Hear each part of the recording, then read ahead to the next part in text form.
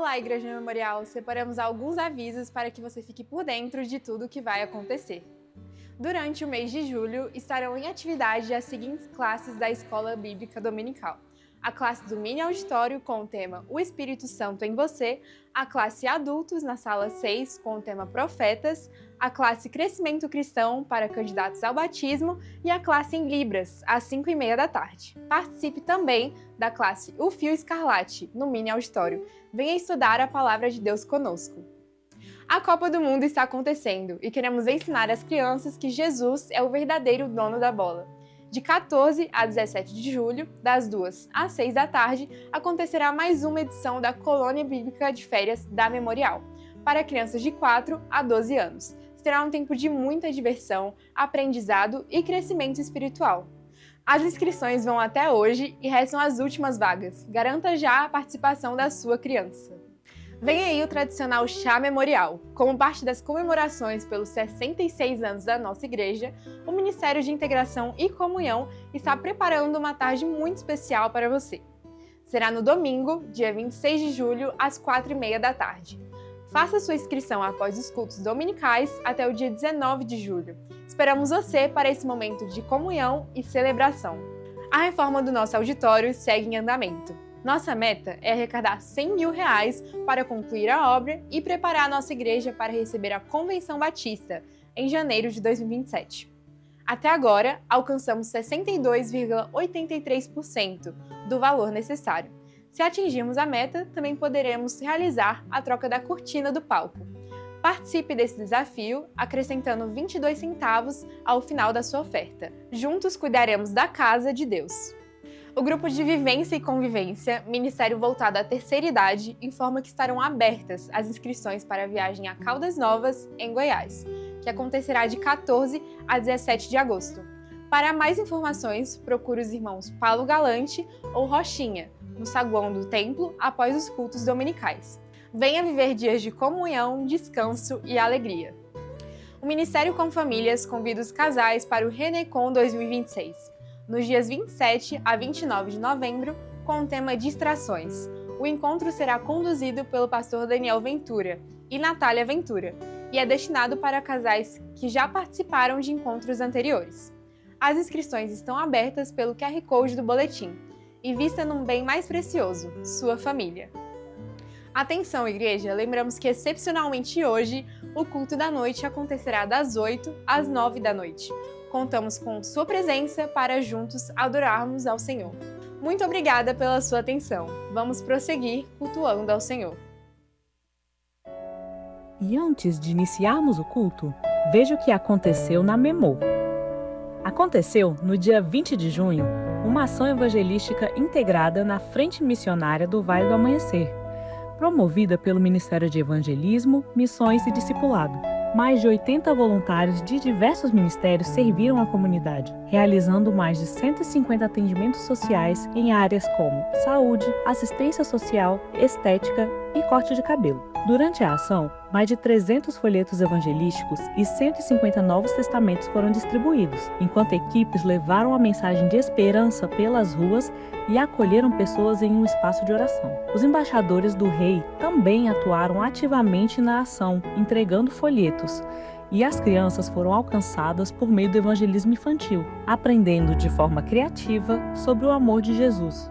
Louvamos a Deus por cada voluntário e por cada vida impactada. Seguimos firmes no propósito de servir ao próximo e anunciar o Evangelho de Cristo. Muito obrigado pela sua atenção. Pedimos que desligue o seu celular ou coloque-o no modo silencioso. Vamos juntos cultuar ao Senhor. O nosso bom dia, nossa saudação a todos os nossos irmãos, amigos presentes neste culto, nossos internautas também. A nossa alegria de sempre em tê-los conosco nesta manhã. Eu quero reforçar o aviso que a nossa irmã deu. O culto logo mais será às 20 horas, das 20 às 21 horas, em virtude do Jogo do Brasil às 17 horas. Nós demos um período a mais para que não haja dificuldades com trânsito e outras dificuldades a mais, então nós avisamos logo mais às 20 horas o culto até às 21 horas. Gostaria que você saudasse a pessoa que está ao seu lado com um bom dia, uma saudação calorosa, um aperto de mão, um seja bem-vindo.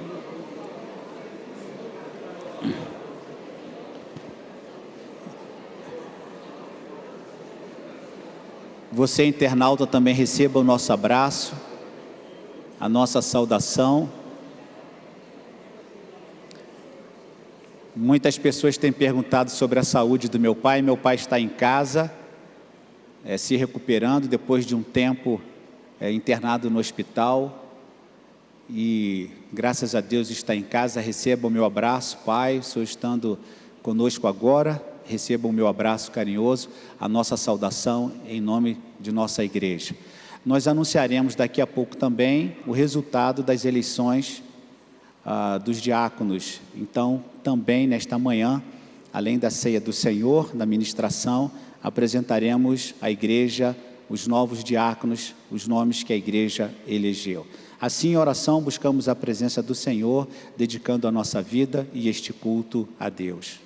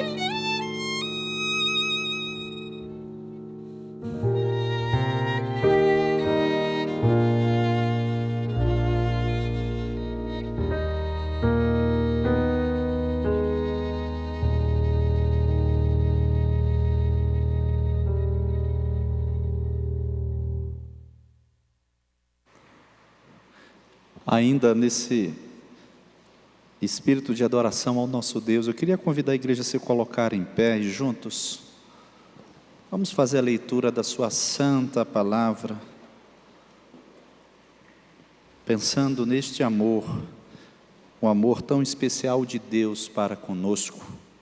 Todos juntos vamos ler o texto de 1 João 4, versos 9 a 10. Nisto se manifestou o amor de Deus para conosco, em que Deus enviou o seu Filho unigênito ao mundo, para que por meio dele vivamos. Nisto está o amor, não em que nós tenhamos amado a Deus, mas em que Ele nos amou a nós e enviou o seu Filho como propiciação pelos nossos pecados. Cantemos com alegria.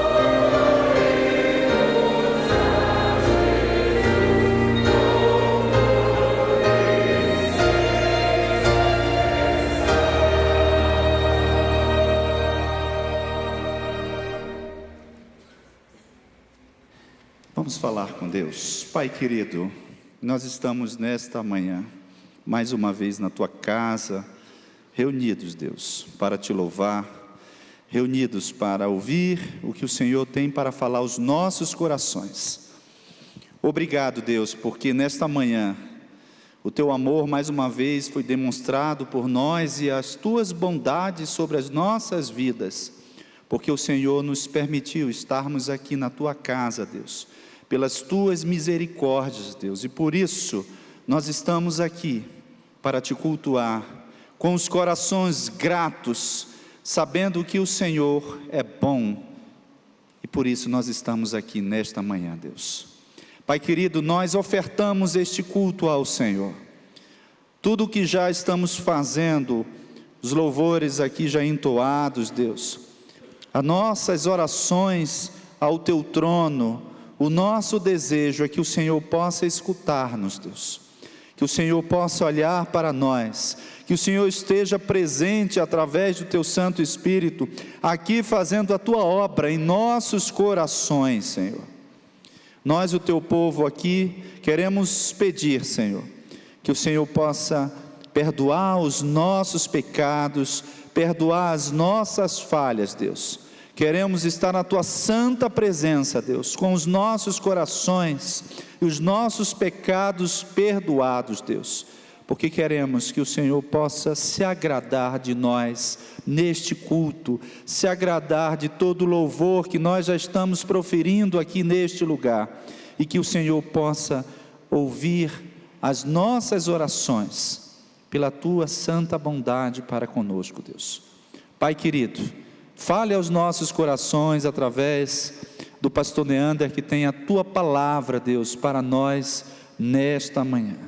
Esta é a oração que nós e o Teu povo fazemos aqui neste lugar, pelo santo nome de Jesus. Amém. Os irmãos podem sentar.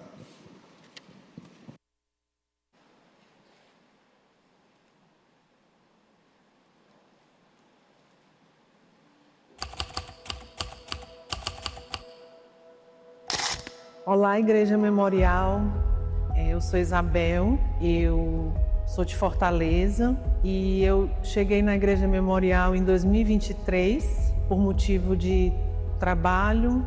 Eu precisei me movimentar para Brasília e comecei na igreja visitando para conhecer. Fiquei ali 1 ano mais ou menos frequentando, visitando a igreja, conhecendo, mas me tornei membro mesmo em 2024, 1 ano depois. E assim, a minha vinda para Memorial, ela foi uma indicação de um pastor que foi meu líder no ministério da igreja em Fortaleza, né? E quando eu fiquei sabendo que viria para Brasília, eu perguntei para ele, porque ele já havia morado em Brasília há alguns anos, e eu perguntei uma indicação, eu pedi uma indicação de uma igreja, e aí ele me recomendou a Memorial, né? Conhecendo o meu perfil, o meu jeito de ser, ele achou interessante a Memorial. E o interessante é que quando eu falava para as pessoas que viria para Brasília, todo mundo falava: ai, você não vai fazer amizades lá, Brasília é difícil de fazer amizades, por ser nordestino, né? O nordestino tem um jeito diferente. E eu fiquei um pouco assustada, né? Nossa, será que é assim mesmo? Mas eu sempre acreditei na igreja do Senhor, né? E eu sempre pensei que onde tem igreja, você tem relacionamentos, né? Então eu vim muito tranquila em relação a isso. E quando eu cheguei na Memorial, foi também uma tranquilidade, né? Porque eu fui muito bem recebida aqui, as equipes de recepção muito boas, muito acolhedoras, os pastores também muito educados, muito gentis, muito mansos. Isso foi algo que me chamou a atenção, a mansidão das lideranças ao tratar as pessoas. Então eu espero que eu possa continuar aqui mais tempo, mais anos, que eu possa contribuir de alguma forma para que a igreja continue cumprindo o seu papel de igreja, né, de acolhimento, e naquilo que eu puder fazer e ajudar, eu possa contribuir.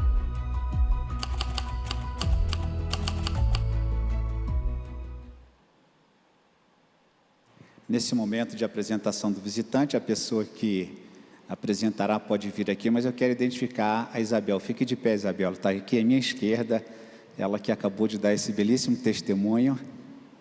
Nossa saudação, obrigado, seja muito bem-vinda entre nós. Isabel, mais uma vez, seu trabalho pertence a um grupo de comunhão, canta e está bem ativa em nossa igreja.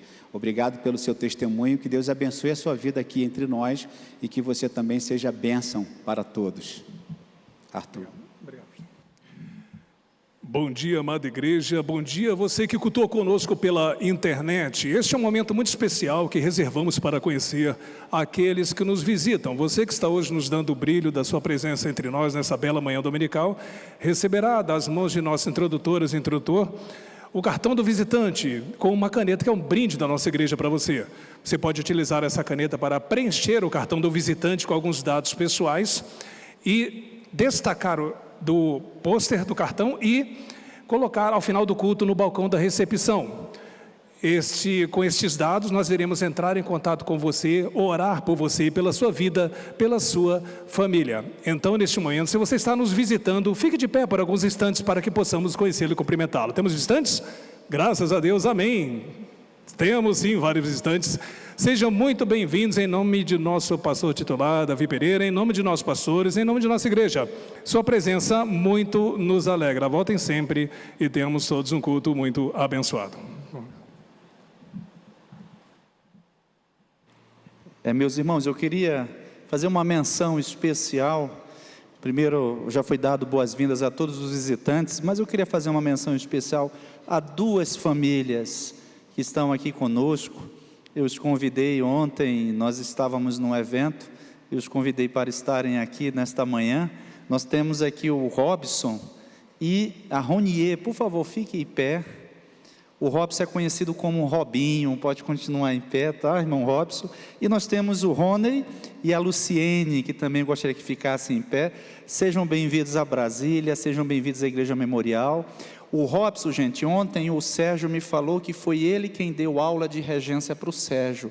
Então, o Robson é maestro lá na Igreja da Lagoinha, está completando 50 anos de ministério, né, este ano, e uma bênção, né, ele ama o trabalho coral. Ontem eu pude conversar com ele. E o Roney, ele foi o baixista, né, do Ministério Diante do Trono, então trabalharam junto ali com o Sérgio. Então, que Deus possa abençoar a vida de vocês e, mais uma vez, sejam bem-vindos à Igreja Memorial Batista, e muito me alegra a presença de vocês aqui nesta manhã. Deus abençoe.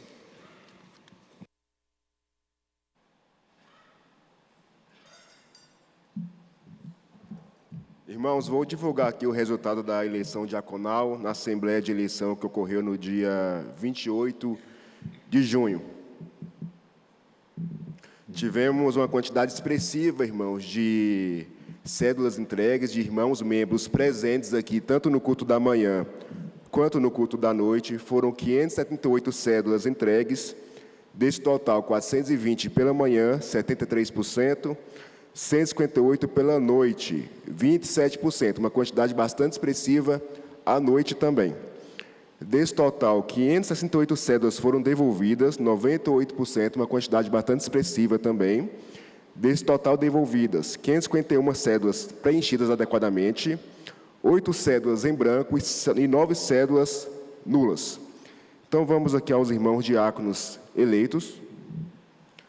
Irmão Adonias dos Reis Santiago, Ana Cláudia Costa Melo Araújo, Danícia Lobão de Queiroz, Hélida Francione Lima Almeida, Gerson Menandro Garcia de Freitas, Gláucia Figueiredo Reis, Henrique Silva Souto Muniz, Itamar Batista do Nascimento, Roberto Lemos Almeida, Ruth Ignovski Borba, Sara Mariano Costa, Silvia Salgado de Carvalho Leite e Vanessa Meireles Barreto. Conforme o cronograma restante do processo de eleição diaconal, a posse desses novos diáconos se dará no dia 26 de julho, desses 13 novos diáconos. Que Deus esteja abençoando esses irmãos nesse tão importante ministério.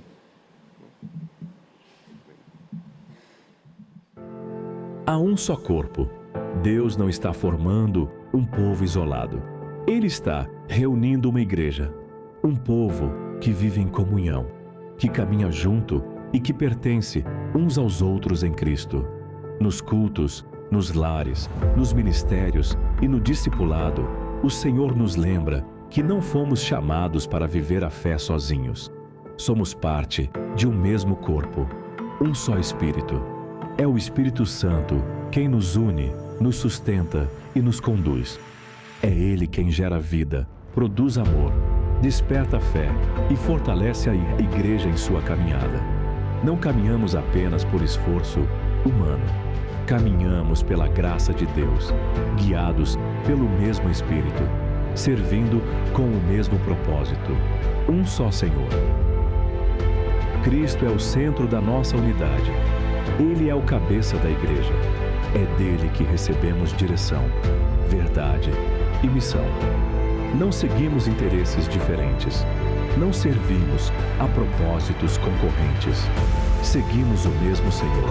Obedecemos a mesma palavra e vivemos para a glória do mesmo nome. Uma só missão. A igreja foi chamada para participar da obra de Deus no mundo, orando, contribuindo, discipulando, servindo e anunciando o Evangelho. O que acontece em nossa igreja local está ligado ao que Deus realiza em nossa cidade, em nossa região, em nosso país e entre as nações. Somos chamados a participar. Somos chamados a cooperar. Somos chamados a viver essa missão juntos. Um só corpo, um só Espírito, um só Senhor, uma só missão. Somos um povo, somos uma igreja, somos uma missão. Somos um.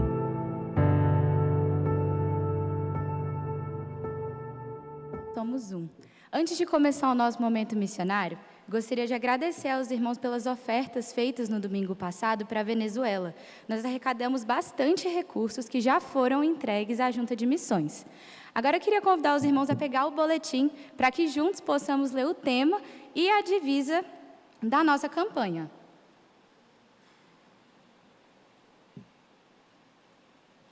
Vamos ler juntos o tema? Somos um. E agora a divisa.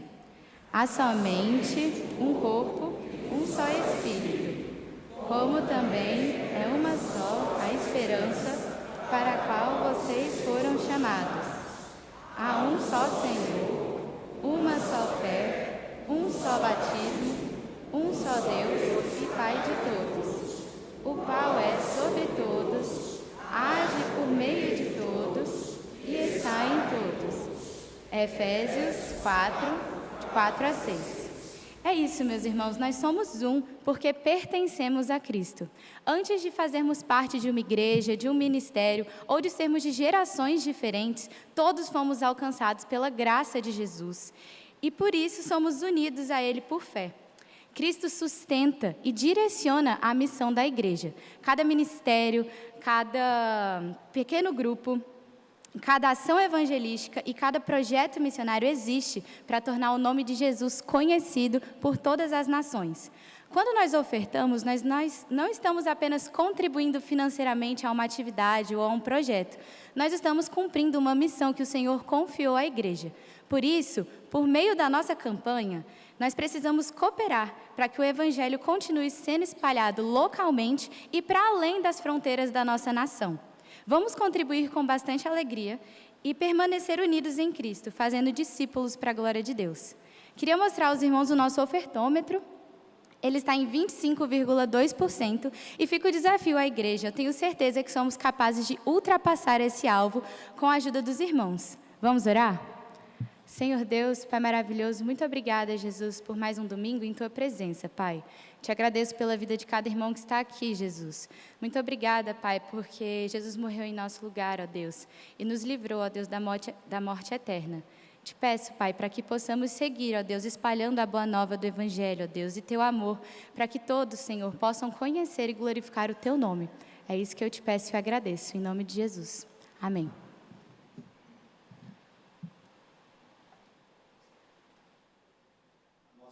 E falou muito bem sobre as ofertas que os irmãos fizeram para a Venezuela. O Ministério de Missões desta igreja fez um apelo para uma ajuda emergencial quando a Junta de Missões Mundiais estaria entrando na Venezuela com algumas ações emergenciais.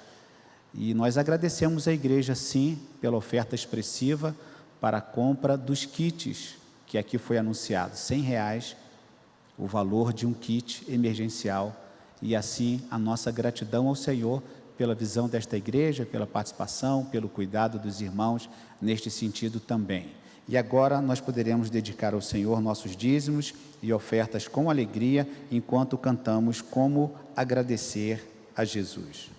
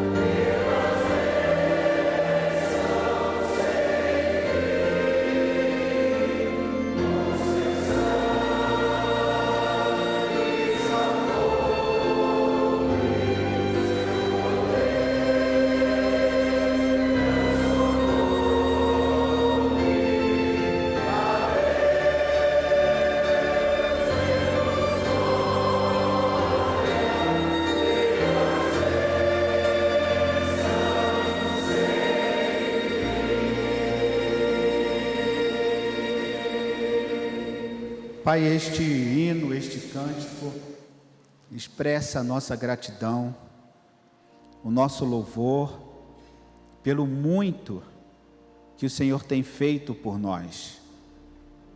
Não temos como medir, mensurar o teu amor, a tua graça, o teu cuidado sobre nós em todas as coisas. Não há nenhuma parte de nossa vida que o Senhor possa se distanciar ou tocar com a tua mão, a menos que impeçamos o agir do Senhor através do nosso egoísmo, da nossa prepotência, do nosso afastamento ou do nosso pecado. Mas o Senhor é o Deus de perto, mas também é o Deus de longe. É o Deus de graça, é o Deus de compaixão, é o Deus do recomeço, é o Deus da oportunidade, é o Deus que levanta o abatido, o ferido, o caído. O Senhor levanta aquele que está prostrado. O Senhor veste com novas vestes, o Senhor traz cântico novo nos lábios, o Senhor traz um novo sorriso, o Senhor derrama paz sobre o teu povo. O Senhor é a razão de vivermos, o Senhor é a nossa existência, e assim podemos amá-lo com todo o nosso coração e servi-lo com toda a intensidade, sabendo que é o Senhor quem faz todas as coisas por nós, e nós nada somos e nada podemos fazer, mas é a tua graça e é o teu amor que o Senhor conduz o teu povo e que o Senhor derrama bênçãos. Obrigado pelas ofertas, Senhor. Obrigado pela resposta imediata dos irmãos, que através de um apelo puderam contribuir com a Venezuela. Sabemos que é um valor expressivo, mas talvez insignificante, em virtude do estrago que aquele terremoto pôde provocar.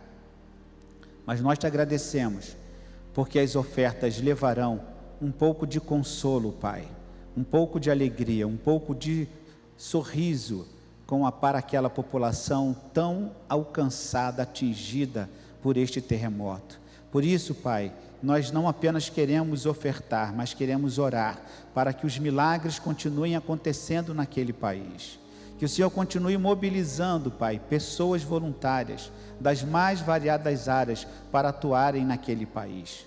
E também, ó Deus, aqui a nós, que nos preocupamos também com as nossas ações humanitárias, sociais, missionárias aqui em Brasília, ao redor de Brasília, nós também, ó Deus, invocamos o Teu nome para que o Senhor mesmo conduza todas as ações desta igreja, que não seja aquilo que eu quero, mas aquilo que o Senhor tem para a vida missionária, para a vida humanitária, para a contribuição e cooperação desta igreja, nesta comunidade, nesta cidade. Obrigado pelas ofertas que o Senhor pôde, ó Deus, aqui nesta manhã receber.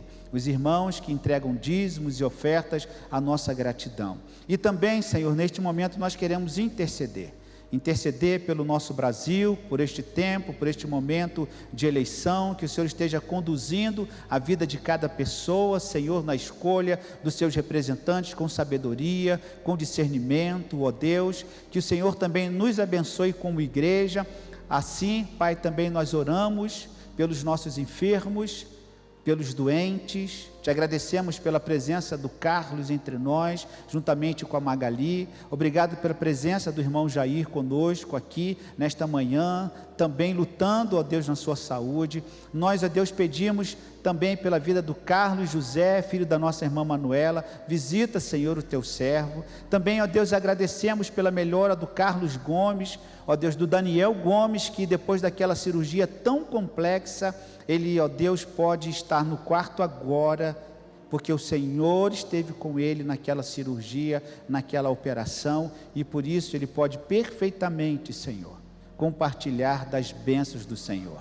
Seja, Senhor, com os doentes da alma, seja, Senhor, com os doentes do espírito, seja com aqueles que estão passando por vales, ó Deus, pelos desertos, que o Senhor esteja nesta manhã falando a cada coração. Obrigado, Senhor, muito obrigado pela Tua igreja, obrigado pela reunião que tivemos ontem do planejamento estratégico, obrigado porque estamos concluindo este processo de eleição diaconal. Obrigado porque o Senhor tem levantado pessoas, ó Deus, não apenas voluntários, mas servos que amam ao Senhor acima de tudo e querem servi-lo através do ministério desta igreja. Por isso, Pai, a nossa gratidão pelas ofertas, a nossa intercessão pelos irmãos que aqui vieram trazendo os seus pedidos e a nossa gratidão em nome de Jesus. Amém. Podei-vos assentar, meus irmãos.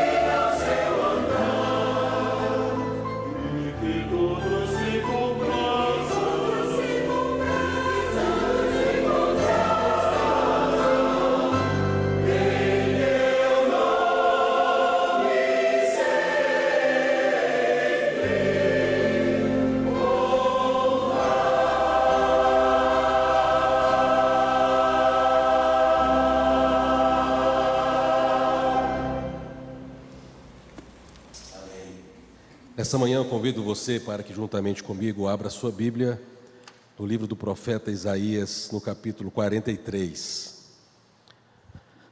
Nós faremos a leitura do verso 7 ao verso 13, com foco nesse tema, o Deus que age na história. O Deus que age na história. Isaías 43, do verso 7 ao verso 13. Quem achou, diga amém. Glória a Deus. Assim nos diz, portanto, a palavra do Senhor. Todos os que são chamados pelo nome e os que criei para a minha glória, sim, aqueles que formei e fiz, traga o povo que é cego, ainda que tenha olhos, e que é surdo, ainda que tenha ouvidos. Todas as nações se congreguem e os povos se reúnam. Quem dentre eles pode anunciar isto e mostrar-nos as predições antigas, que apresentem as suas testemunhas para que se justifiquem e para que se ouça e se diga, é verdade. Vocês são as minhas testemunhas, diz o Senhor.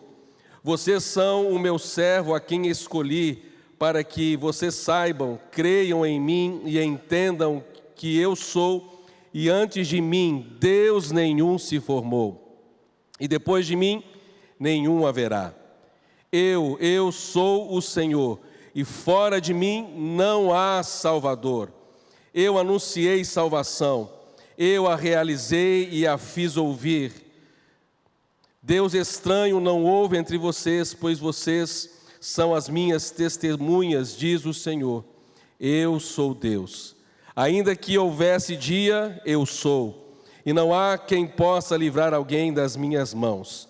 Agindo eu, quem o impedirá? Vamos ler juntos o verso 13. Ainda antes que houvesse dia, eu sou, e não há quem possa livrar alguém das minhas mãos. Agindo eu, quem o impedirá? Que o Senhor aplique essa palavra, a sua palavra em nosso coração. Uma das maiores angústias da experiência humana, e você pode trazer à memória experiências amargas, experiências de frustração que você já experimentou e vivenciou na sua trajetória até chegar aqui, nesse tempo presente. É a sensação de que nós perdemos em algum momento o controle da nossa vida. E isso, na verdade, porque nós temos o entendimento errado de que em muitos momentos nós somos os construtores, nós somos os arquitetos da nossa história, do nosso caminho. E a verdade é que esse pensamento, ele é diabólico, ele é maligno, porque nós não temos absolutamente nenhum poder ou autoridade ou domínio sobre a criação e nem mesmo sobre a nossa própria história, sobre a nossa própria vida. Jesus, conversando com os seus discípulos no Evangelho de Mateus, no capítulo 6, ele diz que qual é o homem que pode acrescentar que seja um covo da sua existência. Nós não podemos garantir o nosso amanhã. Muitas pessoas planejaram, muitas pessoas fizeram inscrições em concursos, em aulas ou em estudos avançados fora do Brasil e não conseguiram concluir, porque faleceram. Quantas pessoas fizeram planos de um casamento e o casamento não chegou porque partiram antes? Quantos casais planejaram ter o filho e o filho não veio, porque no meio da gestação houve o aborto? Quantos de nós fazemos planos e os planos não acontecem da forma como nós desejamos, como nós esperamos? Muitas vezes, quando nós atravessamos lutos, e são lutos demorados, até nós processarmos a dor que existe em nós. Recordo do meu pai, pastor Sebastião, quando a minha avó, dona Julieta, faleceu. O meu pai, um homem extremamente calado, E quando então a minha avó faleceu, eu estava fora de Minas Gerais, eu estava no estado de São Paulo, e minha mãe me contou, me relatou depois, dizendo que, olha, o seu pai estabeleceu um luto de 3 dias. Ele disse, me deem esse direito, eu vou ter o meu tempo de luto pela minha mãe querida durante 3 dias. Eu perguntei, mãe, ele cumpriu? Ela disse sim. Primeiro dia, no segundo, calado, amuado, sem conversar com ninguém. Mas ao término do 3º dia, ele se levantou e recomeçou a vida. Mas há pessoas que não conseguem retomar após uma perda tão marcante de alguém que se foi. Crises na família que não conseguimos administrar. E nesse momento a impressão que nos dá é que Deus se afastou de nós, ou que Ele recolheu a sua mão de sobre a nossa vida. Algumas pessoas começam a indagar a Deus e a questionar, será que o Senhor se esqueceu de mim? Por que tamanha punição sobre a minha vida? Será que eu sou merecedor deste castigo? E nós nos esquecemos que Ele é o grande Deus poderoso. E foi exatamente esse o momento, a sensação em que o povo de Israel, o povo de Deus, estava enfrentando. Esse clima espiritual no coração, na alma. E aqui o profeta que falava da parte de Deus, ele estava apontando para aquele povo que estava se aproximando o dia em que existia um abismo. Um dia de sofrimento, aproximação, a chegada do exército babilônico que arrancaria jovens, que arrancaria homens de suas casas, mulheres, e levaria e transportaria-os para a Babilônia, para um outro tempo de vida, para serem obrigados a serviços forçados, para serem obrigados a se prostrarem à divindade que não era o Deus Criador do universo. E aos olhos dos homens, o Deus Criador havia fracassado no seu plano. Talvez na mente, no coração dos adoradores do Senhor, o questionamento, será que de fato as divindades, os deuses são maiores do que o nosso Deus? Porque vejam só a situação em que nós nos encontramos, vejam só o ponto em que nós estamos na nossa história. Não há esperança para nós, não há esperança de recomeço, o nosso futuro está perdido, está cancelado, mas Deus então levanta o profeta para declarar a bondade do Senhor. E nessa manhã o Senhor contempla o meu coração, o Senhor contempla o seu coração. Há pessoas aqui nessa manhã que estão considerando que a vida chegou ao fim, que não há mais recurso, que não há mais saída, que não há mais caminho, mas o Senhor é aquele especialista em construir caminhos em meio aos desertos. Não há nada que Deus não possa fazer, não há nada que as suas mãos não possam operar. Ele levanta o cansado, Ele cura o abatido, Ele levanta o oprimido, Ele liberta os aprisionados e cativos, porque esse é o nosso Deus a quem nós servimos e entregamos a Ele a nossa vida.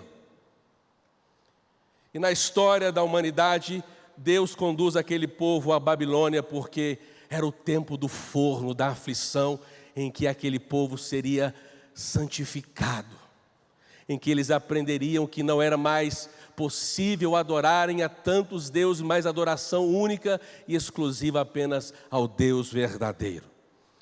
Deus já estava apontando para o caminho, para a vinda da redenção que viria através de Cristo Jesus.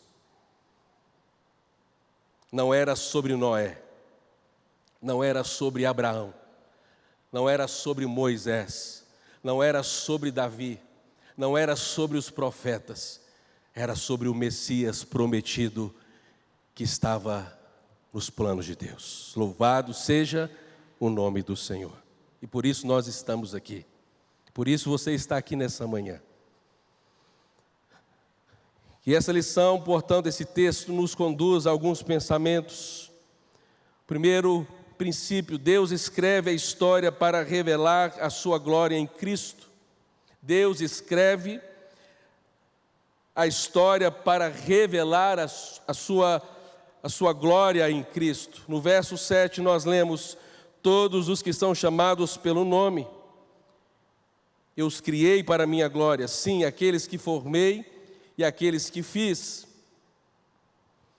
Quando Israel pensava que a sua identidade seria apagada, que a sua glória, o seu nome seria exterminado, Deus então usa o profeta para relembrar-os da origem, de quem ele era. O profeta Isaías, portanto, ele usa aqui 3 verbos no hebraico para trazer essa compreensão. Portanto, aqui no verso 7, ele diz: todos que são chamados pelo meu nome e os que criei para a minha glória. O verbo criar, o mesmo verbo que é usado em Gênesis no capítulo 1, o verbo bará. Quando o escritor diz Bereshit bara Elohim, criar do nada, trazer à existência aquilo que não existe.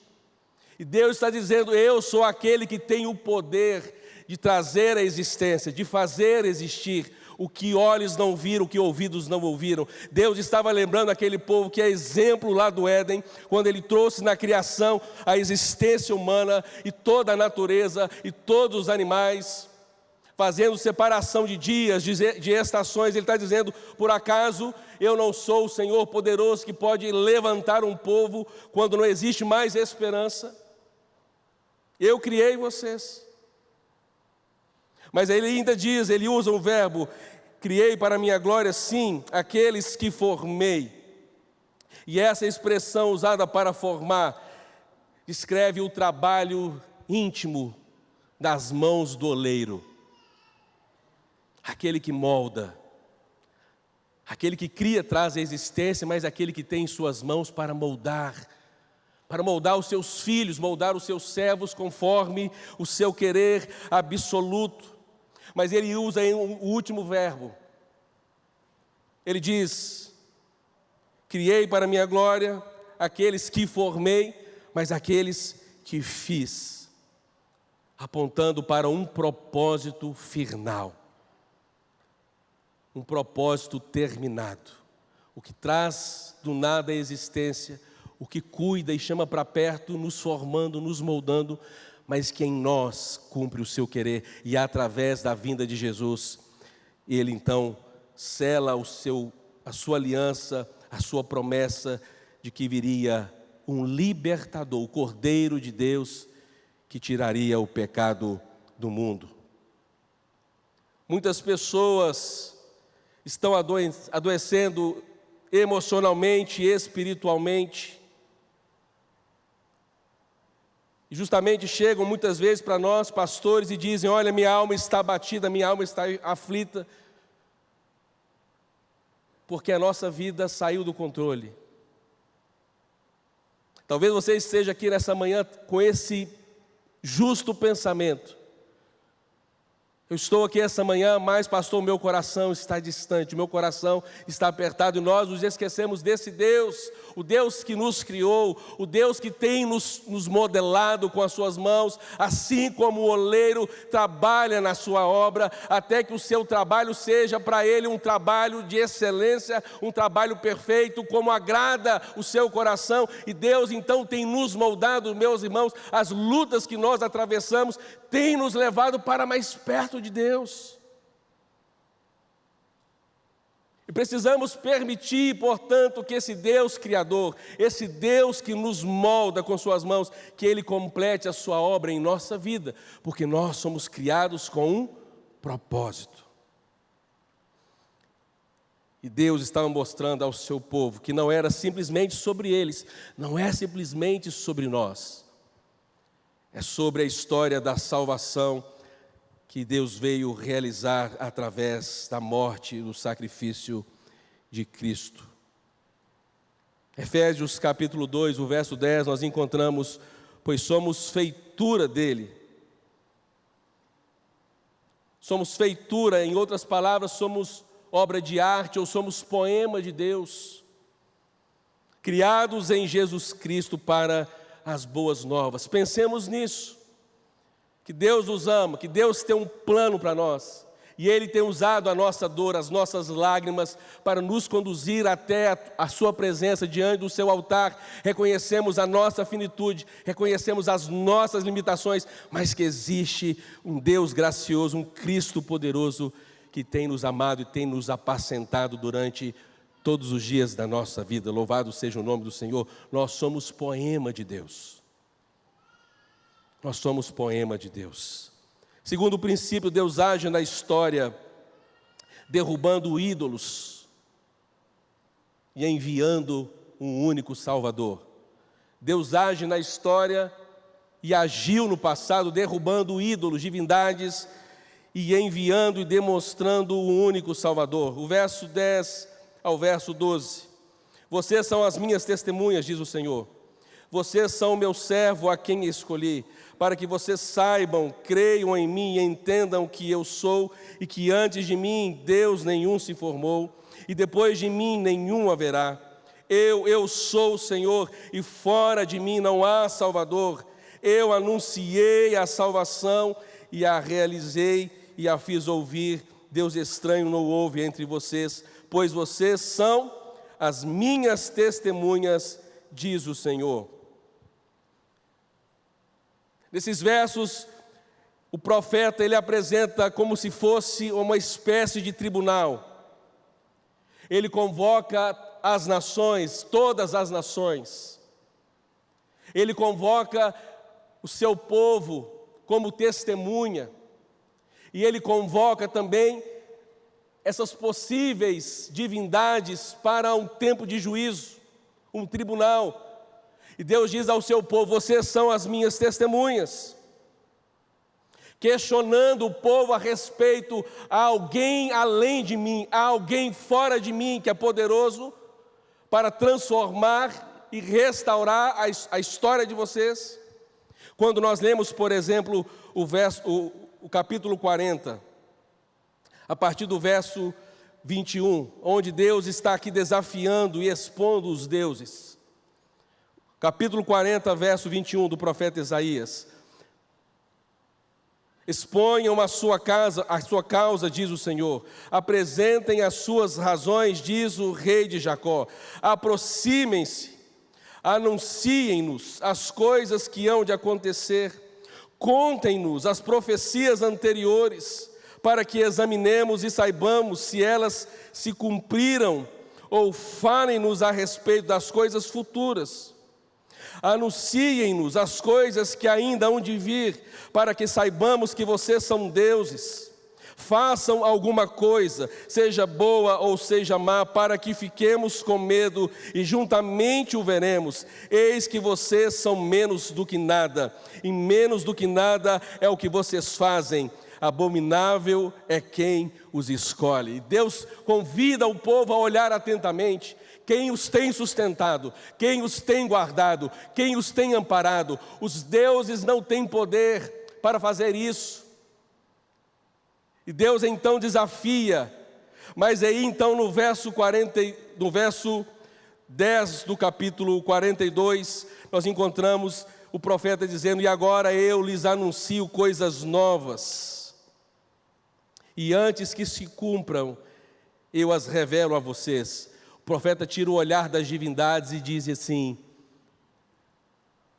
tirem o olhar daqueles que são falsos e têm olhos e não veem, têm boca, mas não falam.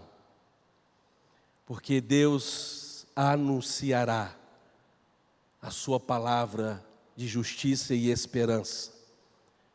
E a partir do verso 10, então, vem um cântico de louvor e exaltação, já apontando para a vinda gloriosa do Messias.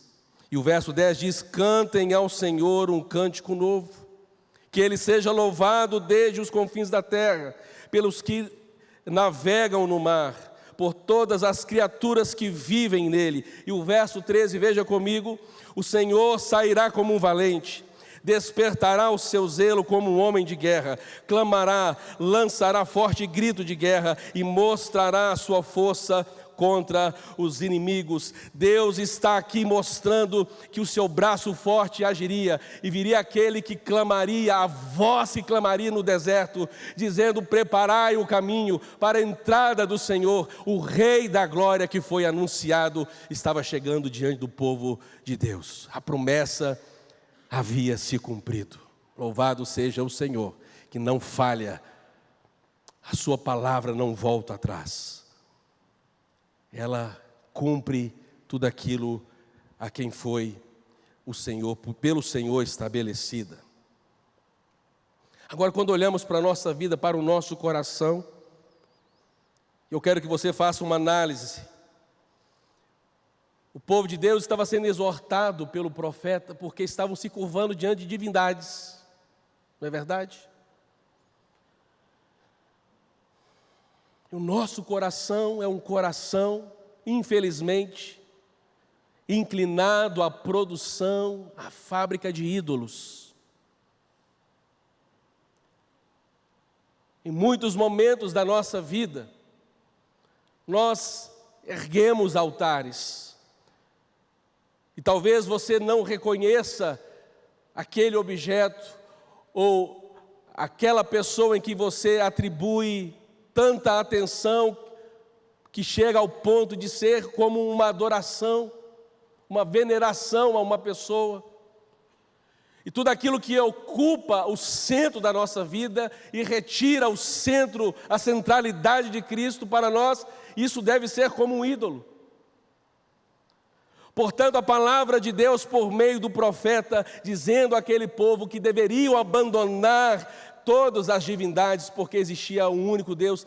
Deus nos exorta essa manhã que possamos olhar para Cristo.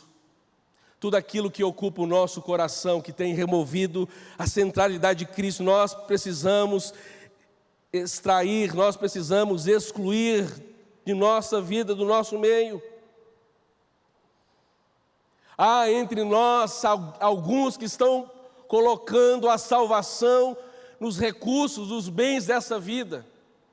Ah, pastor, eu preciso organizar as minhas finanças, porque quando eu chegar lá na minha velhice, eu preciso estar com tudo muito bem preparado, para que eu tenha uma boa velhice e uma velhice feliz.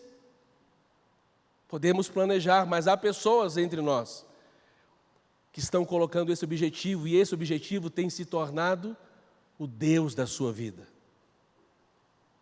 esquecendo de outras coisas, achando que um saldo bancário recheado pode blindar a você de sofrimento e dor e tragédias. Isso não é verdade. Nós conhecemos pessoas que possuem uma vida financeira equilibrada e segura, contudo não pertencem a Cristo, não entregaram seu coração a Cristo. E assim podemos dizer que essas pessoas conquistaram bens, mas não possuem absolutamente nada. Porque tudo o que tem, a essência, mas se não possuem Cristo, não possuem a vida.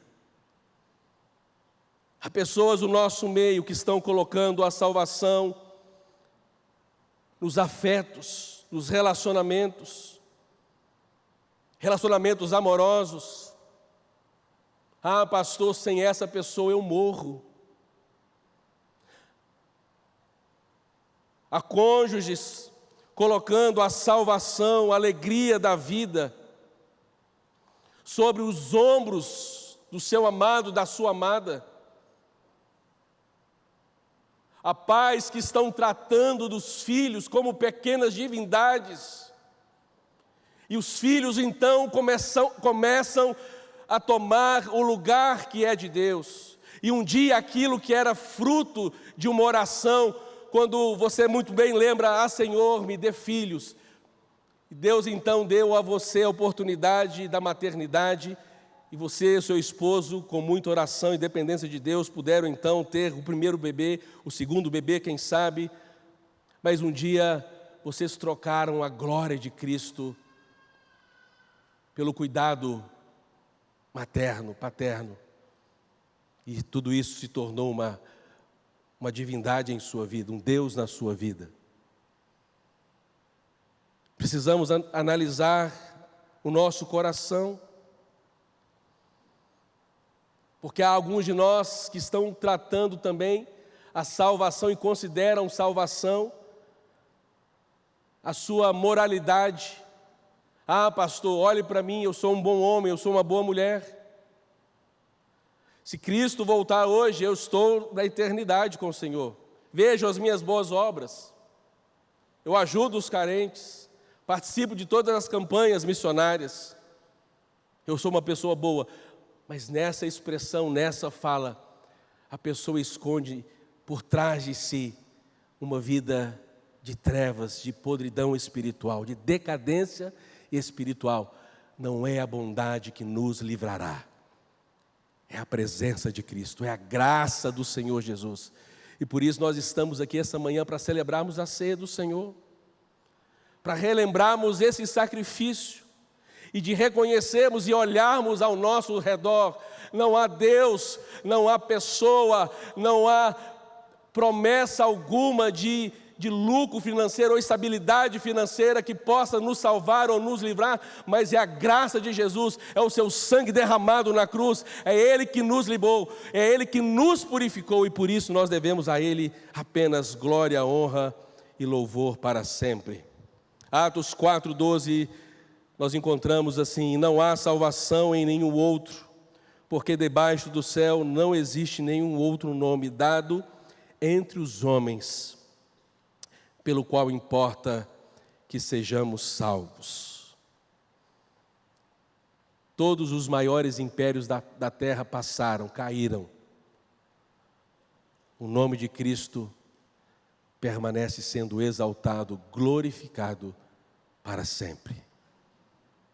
E por fim, o Deus que agiu no passado, mas também que garante para nós um futuro de esperança. O Deus que agiu no passado, mas que garante para nós também um futuro de esperança. O último verso proposto para essa manhã, o verso 13. Ainda antes que houvesse dia, eu sou, e não há quem possa livrar alguém das minhas mãos. Agindo eu, quem o impedirá? Deus, por meio do profeta, portanto, Ele silenciou as divindades, Ele silenciou os ídolos. Por meio do profeta, Deus provou a inutilidade, a futilidade de adoração aos deuses falsos. E agora Deus, portanto, por meio do profeta, Ele faz uma pergunta retórica incomparável. Agindo o Senhor, quem o impedirá? Vamos falar juntos? Agindo o Senhor, quem o impedirá? Deus já estava também apontando um tempo de libertação. É como se Deus dissesse: eu os transportarei para a Babilônia e vocês ali permanecerão por um tempo determinado pela minha vontade. Mas chegará um dia que eu estenderei o meu braço forte e os retirarei daquele lugar. O que Deus estava dizendo é que não há rei, não há autoridade, não há governo que possa impedir, que possa fazer recuar quando eu estendo a minha mão. Porque quando eu estendo a minha mão para agir, porque quando eu estendo a minha mão para curar, porque quando eu estendo a minha mão para libertar, ninguém há que possa impedir. Não há ninguém neste mundo, não há autoridade, não há pessoa que possa fazer recuar a mão de Deus sobre a vida do seu povo. Agindo o Senhor, quem o impedirá? Foi o Senhor quem conduziu a arca em que estava Noé e a sua família e a fez repousar no Monte Ararat. Foi Deus que conduziu Abraão e a sua família. Foi Deus que governou através da vida de reis, autoridades e sacerdotes no passado. E tudo aquilo que homens tentaram fazer para impedir a ação de Deus, não há quem conseguia fazer a mão de Deus voltar atrás, porque agindo o Senhor, quem o impedirá?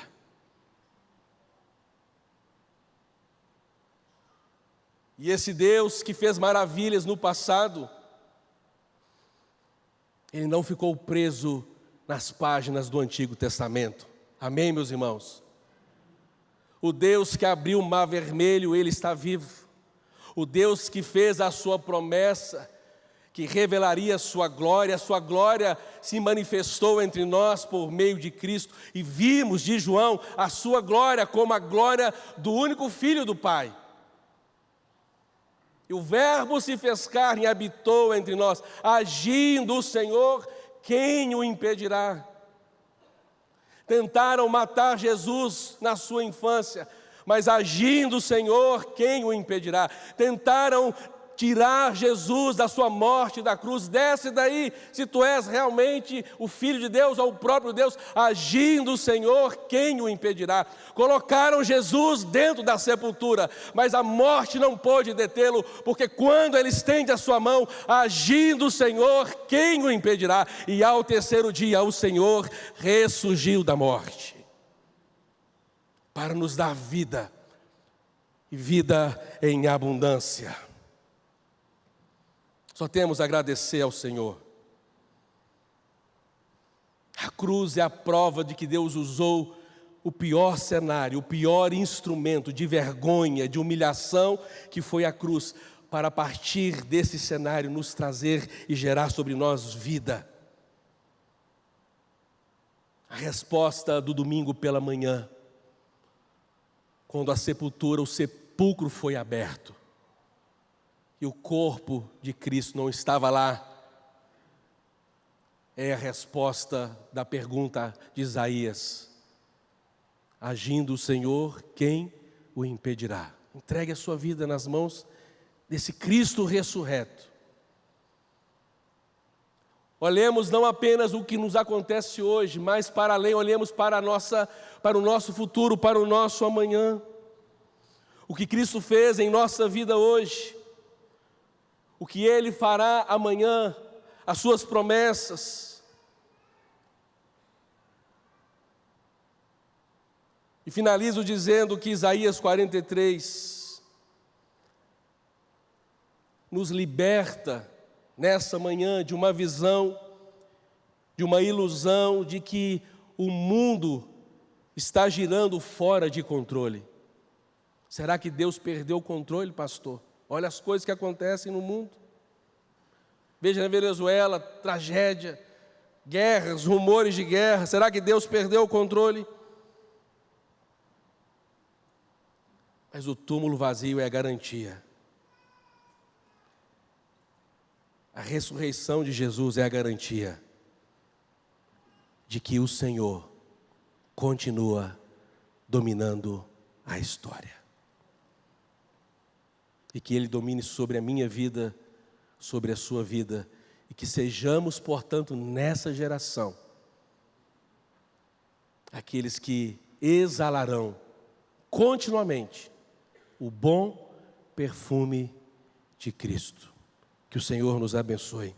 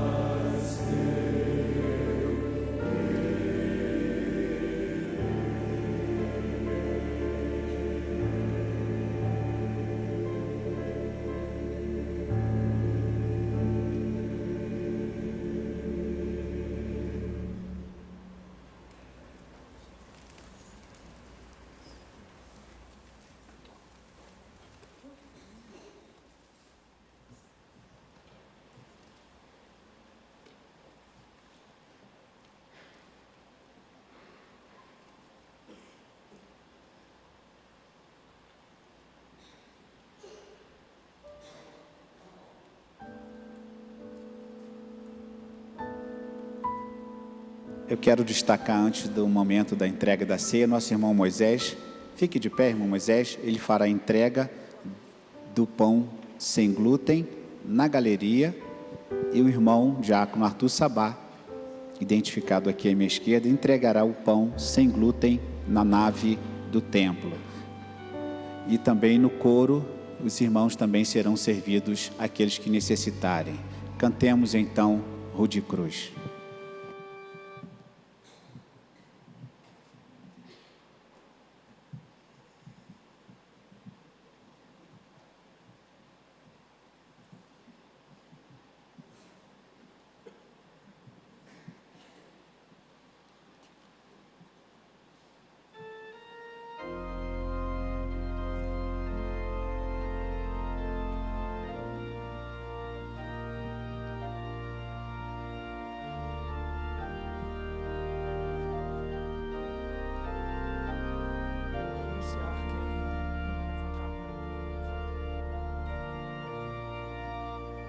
Aqueles que necessitarem do pão sem glúten, por gentileza, levantem uma das mãos para que os nossos diáconos identifiquem que você necessita do pão sem glúten. Temos ali à minha direita.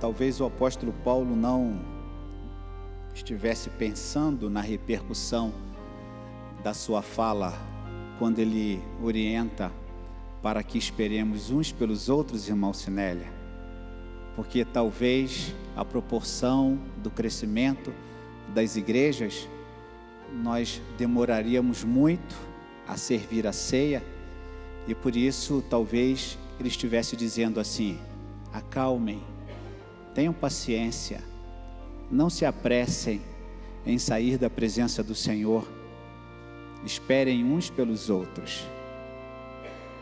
Ficar em silêncio e aguardar com paciência é aprender a desfrutar da presença de Deus.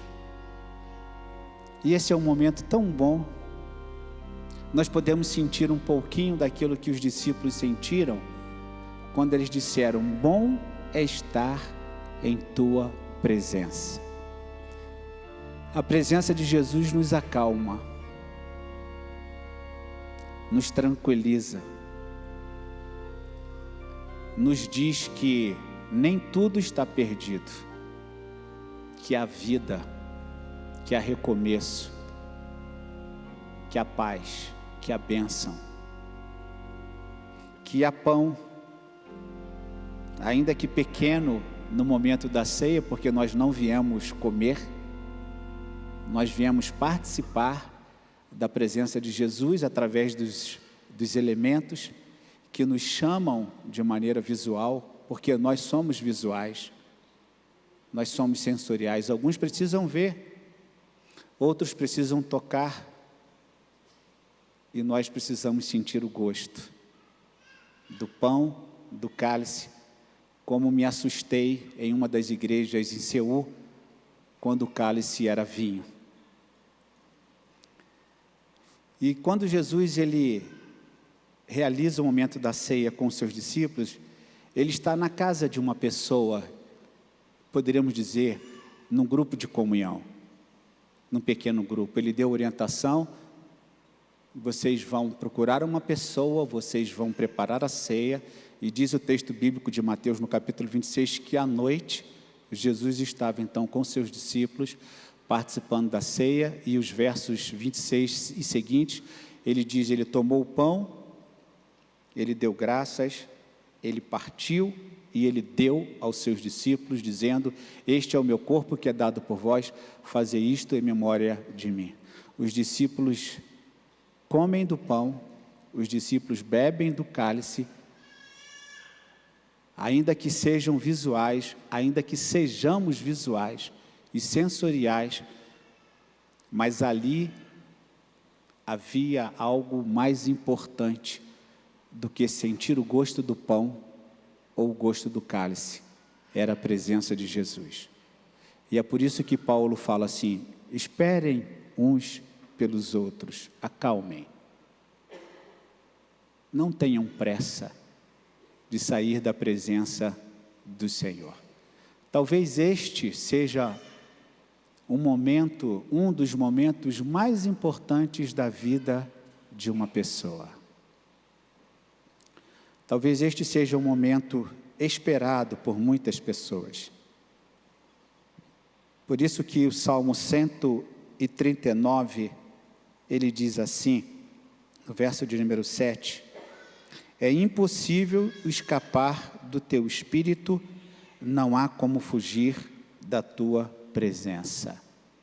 Quando nós estamos diante desse momento visual, sensorial, de gosto, de tato, nós nos remetemos, através da nossa lembrança, da nossa memória, da presença de Cristo. E aí não tem como fugir. Ou nós estamos, ou nós não estamos. E quando nós olhamos estes elementos e quando nós participamos, nós poderíamos chegar à conclusão: sim, de fato, é impossível fugir da presença do Senhor. Ele nos persegue. Ele nos persegue. Ele está sempre conosco. Ele está sempre nos buscando. E por isso a ceia é em memória, porque é nos trazer a lembrança. esquecendo das dívidas, das doenças, aquilo que você pregou, dos problemas, das dificuldades. O desejo de passa de mim este cálice, o memorial acabou de cantar, passa de mim este cálice, foi o próprio desejo do Senhor Jesus, mas Ele teve que enfrentar.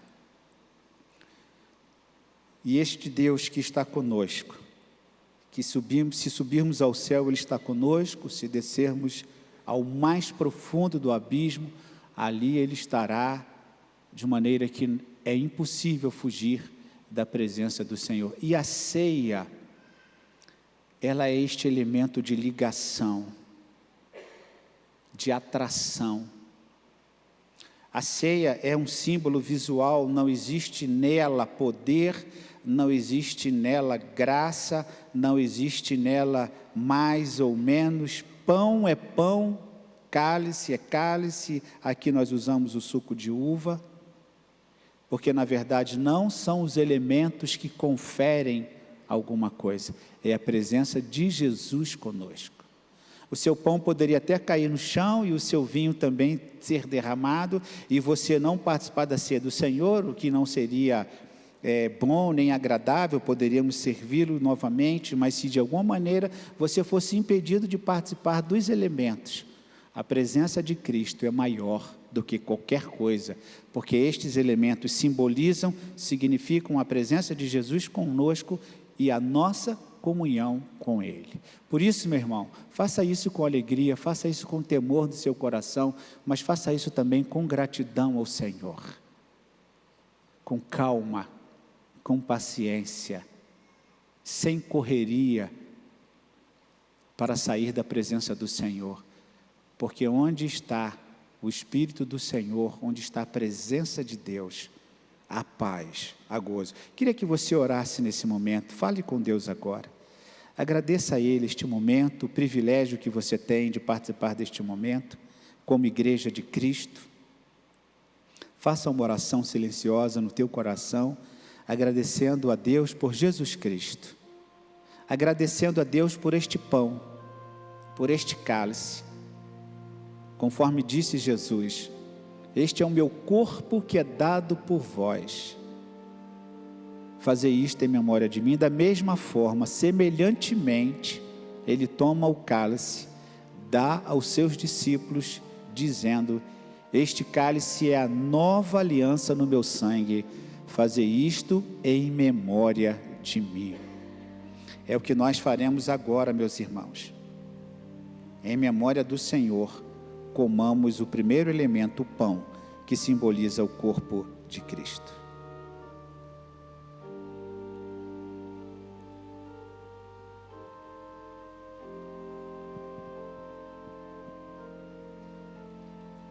Da mesma forma, agradeçamos pelo sangue vertido naquela rude cruz, naquela cruel cruz, naquela cruz de horror, naquela cruz de maldição, mas aquela cruz que não pôde conter, como a morte não conteve, e Jesus Cristo ressuscitou para a honra e glória do nome de Deus e para a salvação de muitos. Assim, tomemos o cálice em memória de Cristo.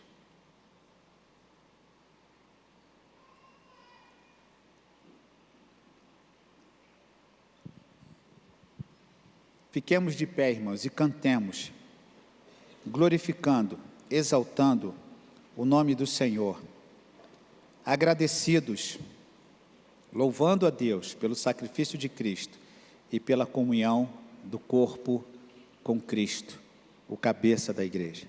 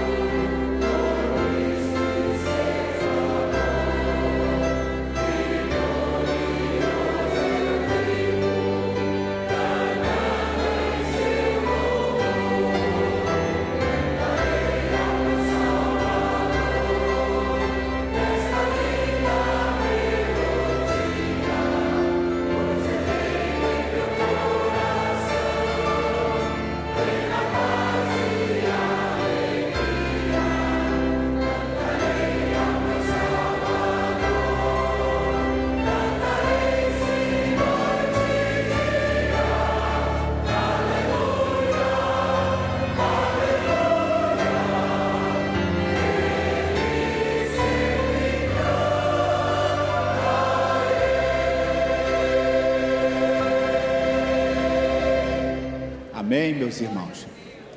Dê um abraço no irmão que está ao seu lado, na irmã. Diga assim: eu vou pagar o seu almoço hoje. Oh, glória. É por minha conta. Louvado seja Deus, irmãos. Glória a Deus por essa manhã, pela palavra que ouvimos. Graças a Deus pelo que vimos e ouvimos nesta manhã. Graças a Deus pela sua presença aqui entre nós. Você que aqui veio, que aqui está, grande ou pequeno, homem ou mulher, você jovem ou adulto, ancião, criança, louvado seja Deus pela sua vida, porque Deus te trouxe aqui nesta manhã. Você visitante, muito obrigado pela sua presença. Você internauta também, e eu quero lembrá-los. Qual é o horário do culto logo mais, irmãos? Às 20 horas.